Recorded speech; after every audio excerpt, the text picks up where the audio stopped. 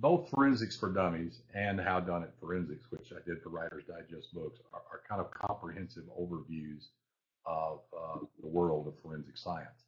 How Done It's like Dummies on steroids. It's a Okay. lot bigger book. It's much denser. It has more historical stuff. The Dummies books mostly deal with current things. I added a lot of historical stuff and a lot more detail because writers want to know a lot more detail. So the book is well organized in the different specialties, if you will, in forensic science. And it can serve as a reference not only for that, if you see something on TV and want to know more about it, you can pick up the book and thumb through it and find that chapter and read it, and in 20 minutes understand what they're talking about.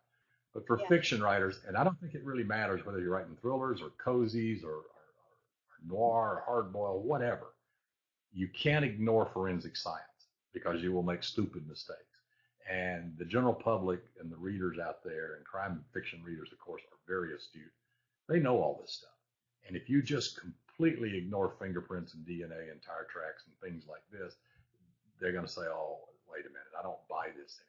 Often like I said, the writers will contact me by email, and most of the stuff is handled through email, but often we will get on the phone and chat about a case, a scene, a storyline, a plot line that they're working on, just to see if it makes sense. But usually, the screenwriters and the novelists that write in this arena are pretty astute, and they kind of know what they need to know.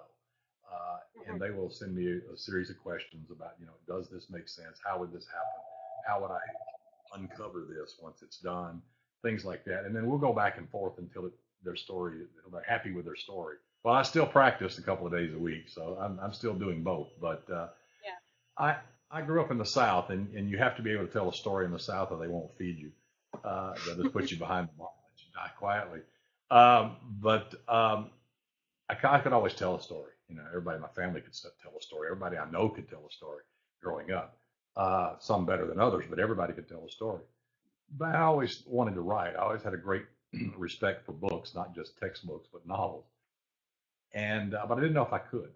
And I always said, well, when I retire, I have these stories I want to write, so I'll write them. But about, I guess, 18 years ago or so, I decided, if not now, when.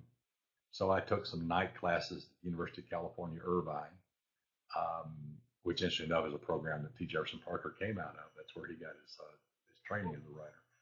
And it's a great writing program they had there for many, many years. So I took some night classes there, joined a couple of writing groups, and then just started writing.